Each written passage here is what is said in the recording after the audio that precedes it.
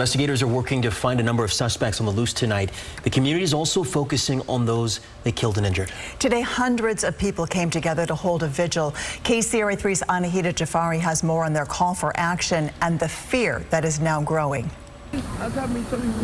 Heartbreak hangs heavy over the city of Stockton tonight as people came out to a community vigil lighting candles like these in memory of the victims.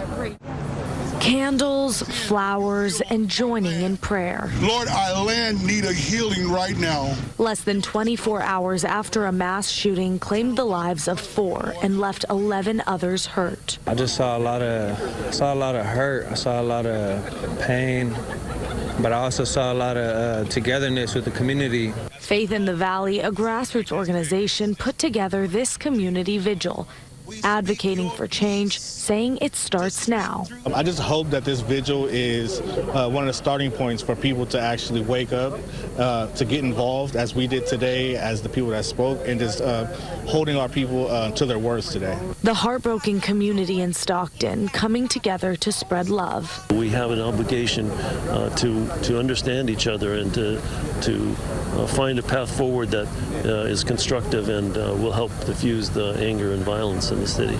Before it happens to someone else. I've been shot before when I was a child, when I was 18 years old, and it was a traumatic event for me, just living with that pain and anger, not knowing how to cope with it.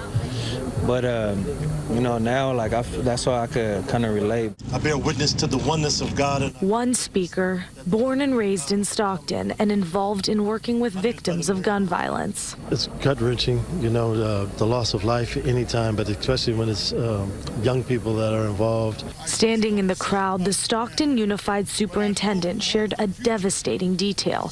One of the children killed was a district student and their parent, a teacher. I got choked up when I spoke to her today, and I had to pull myself together because I needed to be strong for her.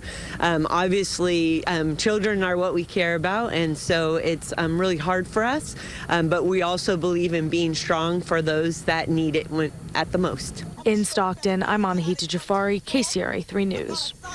And tonight, outside of that banquet hall where so many victims were shot, people have been leaving candles in memory of the 4 who were killed.